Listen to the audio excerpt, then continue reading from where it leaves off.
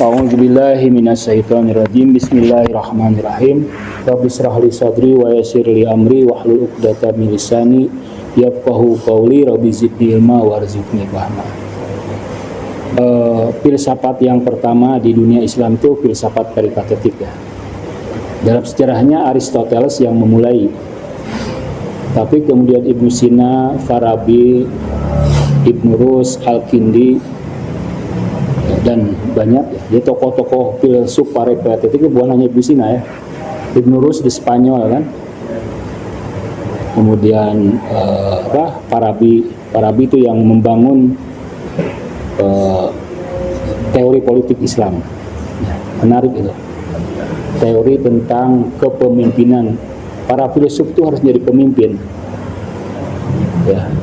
Madinah Fadilah kemudian diturunkan menjadi isu politik yang kontemporer, yaitu tentang loyalty, kesetiaan. Nah, isu yang menurut saya ini layak dikaji ya. Kesetiaan dan ketidaksetiaan. Mereka itu, tokoh-tokoh itu membangun ilmu itu, menggabungkan antara ilmu kuantitatif dengan kualitatif. Kuantitatif itu ilmu, kalau bahasa Arabnya kaifiyah, dan ilmu kamiyah.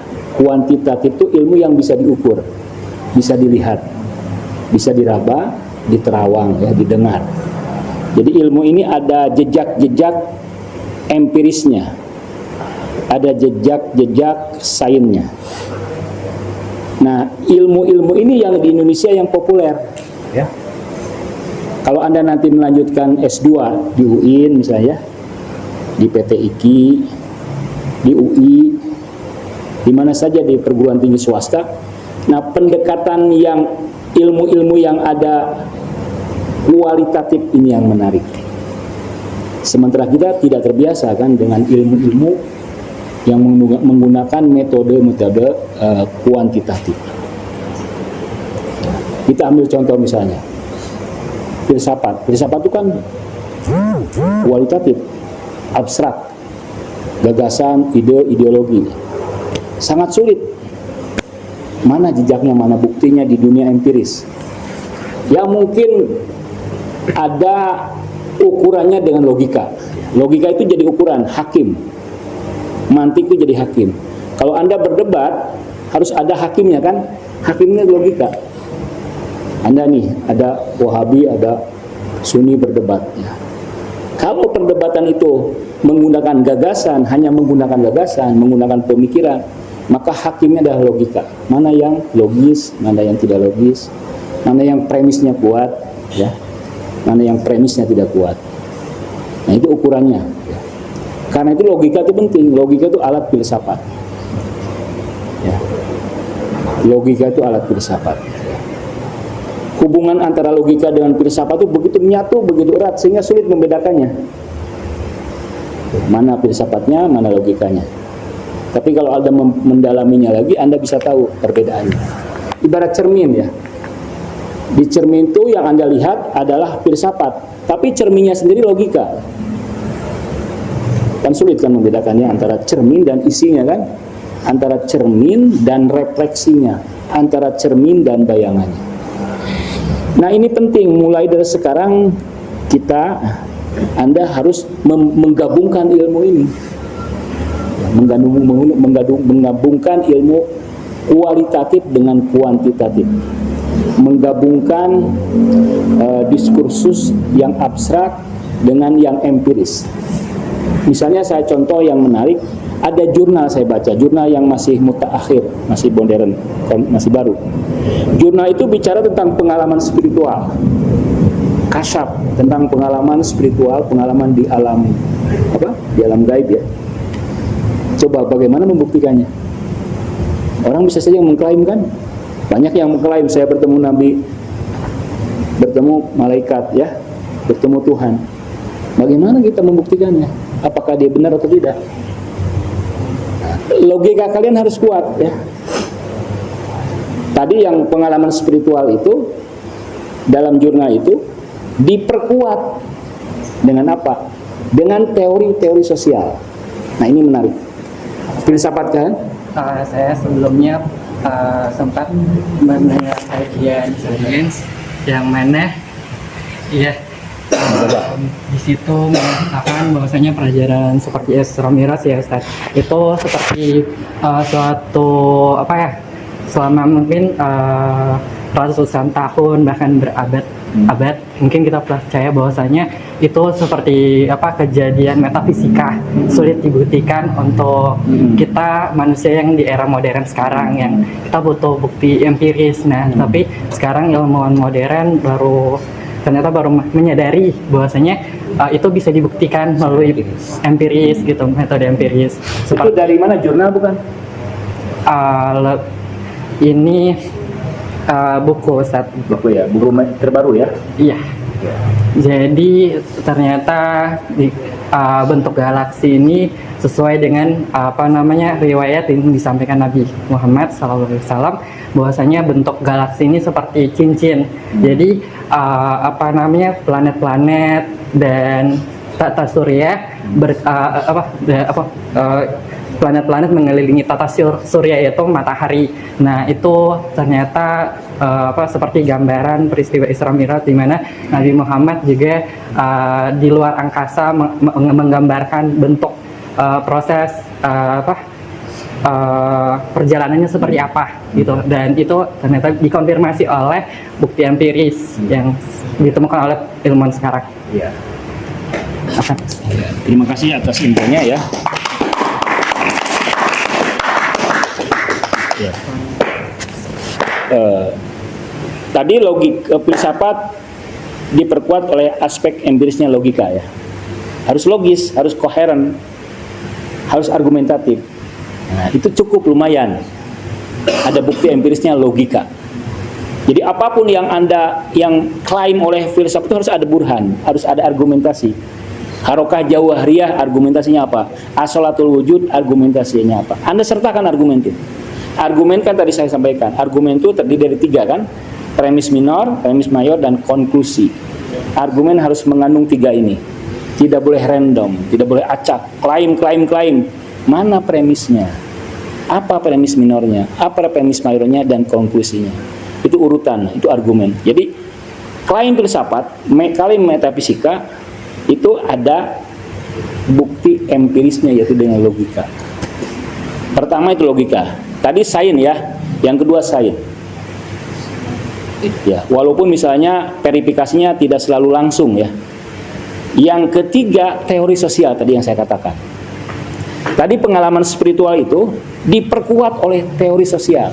Dalam pengalaman spiritual kan, orang itu bisa mengatakan macam-macam kan. Misalnya ana al-haq, I am the real, I am the most real, saya yang paling benar, saya paling hak, maksudnya saya Tuhan. Banyak para sufi yang mengatakan demikian kan.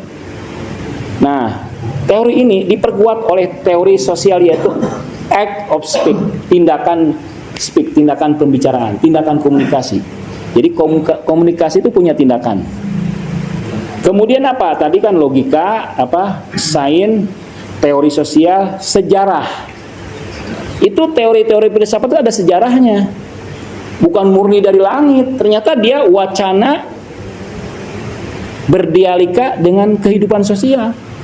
Misalnya teori sosial. Misalnya kenapa para filsuf mengklaim teori-teori? Karena dia berdebat dengan mutakalim. Nah, itu menjadi pijakan ya. Jadi tidak, yang metafisika ternyata bukan metafisik, ada historisnya. Ada konflik ya, ada perdebatan. Nah, itu. Yang ketiga, kalau Quran misalnya, bagaimana Quran? Anda misalnya dalam Quran menafsirkan surah Yasin. Ya kan? Contohnya, surah Yasin kan jadi fenomena kan? Surah yang paling dibaca di dunia Yasin. Bahkan di Iran pun surah Yasin sekarang dibaca. Karena apa? Mukjizatnya. Jadi Ibnu Sina, Mullah Sadr itu ada historisnya. Nah, ingat, kajian historis harus kalian kuasai. Kajian sejarah Islam harus kalian kuasai. Itu penting. Di barat itu kajian historis itu penting. Jadi ada historisnya, setiap fakta, setiap fenomena ada historisnya. Al-Quran ada historisnya atau menunjuknya. Jadi tadi apa? Logika, sains, Apalagi historis, terus apa, teori sosial, Al-Quran tadi surah Yasin kan yang paling banyak dibaca. Nah, jadi dalam penelitian kalian misalnya tafsir surah Yasin, nah Yasinnya ini, Yasin fenomena ini harus dilihat di sebuah tempat, di Aceh misalnya. Di Aceh pun terlalu luas kan. Di pesantren apa nama di Aceh, ada pesantren apa? Pesantrennya Hakim. Apa ya contohnya? Khairul Ulum, Darul Ulum. Nah, Darul Ulum. Jadi bacaan surah Yasin yang diadakan di Darul Ulum, tafsirnya bagaimana ya? Jadi misalnya Anda menafsirkan apa surah apa, itu di mana ya? Di mana? Oleh siapa? Pesantren apa? Harus seperti itu. Kelima, misalnya tafsir kan abstrak, terlalu apa? Terlalu mindset, ideologi. Sekarang tafsir dalam manusia, misalnya living Quran, Quran yang hidup. Contohnya Profesor Nasaruddin Umar. Nasaruddin Umar itu hanya, saya pernah bertemu, saya pernah ke rumahnya 2-3 kali. Tidurnya hanya 3 jam. Disiplin beliau. Sekarang usianya hampir 70 ya. Hampir 70. Tapi segar bugar, lebih segar dari kalian. Fokus, kuat, ya, lebih segar. Cerdas. Daya tangkapnya. Di NU dia dihormati. Dia tidak seperti menteri-menteri agama sebelumnya kan, dicurigai.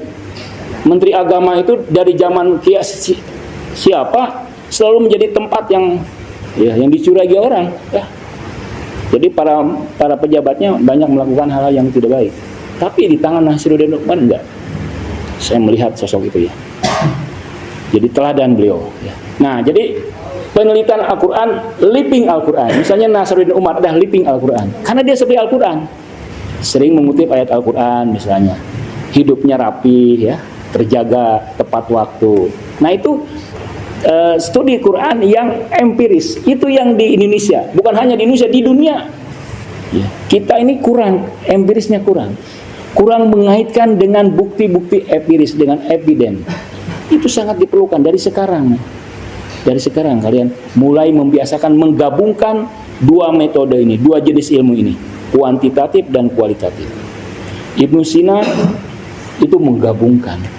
Beliau seorang metafisikawan, ya, filsuf, tapi juga seorang dokter. Ketika ada seorang gadis sakit, Ibnu Sina bisa menebak sakitnya, ya. Pemuda atau gadis ya, kalau tidak salah pemuda ya, sakit ya. Mungkin ceritanya sudah populer kan, banyak cerita-cerita seperti itu.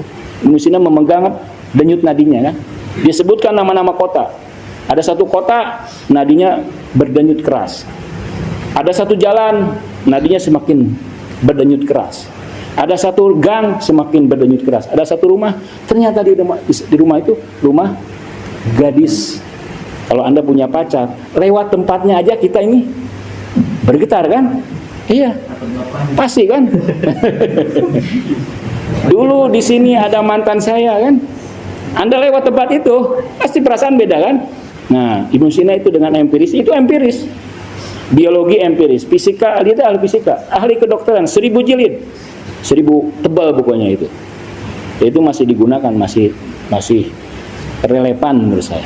Nah, jadi menurut saya sekarang ini mulailah ya mengembangkan, menggabungkan ya ilmu-ilmu yang abstrak, bagi orang lain abstrak ya, ilmu-ilmu yang tidak membumi, tidak mengakar, dengan ukuran-ukuran yang mengakar, itu bisa asal kita kreatif.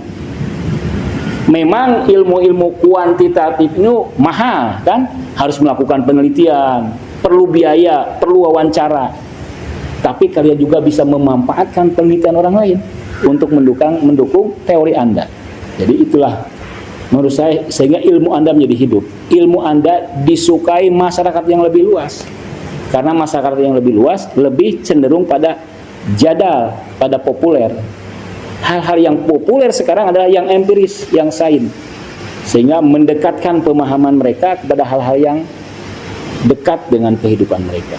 Kalau tidak seperti itu, Anda akan kehilangan majelis. Saya misalnya karena filsafat, nggak ada tuh majelis filsafat. Adanya majelis tafsir kan. majelis fikih.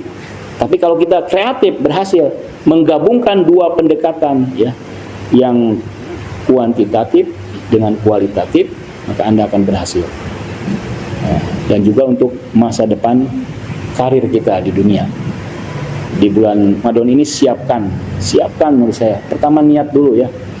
Bersyukur kita masih diberi kesempatan menemui tamu yang agung. 1 bulan itu kan sama dengan 80 bulan. Ya, 80 tahun ya. 1 bulan sama dengan 1000 bulan. Manfaatkan. Kalau kita sungguh-sungguh, saya yakin akan terjadi transformasi besar. Dan ibadah yang paling baik di bulan Ramadan apa? Mencari ilmu. Belajar, membaca, diskusi, mencari ilmu. Ya, itu ibadah yang paling terbaik. Seolah-olah Allah ingin mengingatkan bahwa ilmu itu mulia, ilmu itu agung. Sehingga ibadah yang paling agung di bulan Ramadan adalah mencari ilmu. Bukan berarti meninggalkan taraweh ya. Meninggalkan bukan hanya baca Quran, sholat sunat dan sebagainya. Demikian, mudah-mudahan kita diberi kekuatan, diberi kemauan, diberi semangat. Kalau Anda sedang tidak semangat, sedang malas, itu bukan diri Anda yang asli. Itu diri Anda yang palsu. Karena kita punya diri yang sejati, alter ego kita adalah orang yang rajin, orang yang malas. Bayangkan alter ego Anda, bayangkan ego Anda yang lain. Anda jangan ditarik ke yang malas, ditarik yang tidak semangat. Anda harus membayangkan ego Anda, diri Anda yang rajin, yang malas, yang semangat, yang optimis ya. Karena hidup kita terbatas ya, waktu kita terbatas. Manfaatkanlah belajar yang hanya mungkin 4 tahun, S2 2 tahun, S3 2 tahun ya. S2 itu 2 tahun, S3 2 tahun. Jadi kalau Anda siap dengan ini, S1 Anda sungguh-sungguh, S2 mudah. Tapi kalau Anda tidak sungguh-sungguh, tidak banyak belajar, tidur saja, S2 menjadi berat. Mungkin Anda tidak berpikir, nggak bisa. Ya karena di S1 Anda tidak sungguh-sungguh, tidak bekerja keras, tidak belajar keras, tidak banyak bertanya, tidak banyak berdiskusi, tidak membanting tulang ya. Demikian ya, mudah-mudahan bisa bermanfaat bagi kita semua. Wassalamualaikum warahmatullahi wabarakatuh. Waalaikumsalam warahmatullahi wabarakatuh.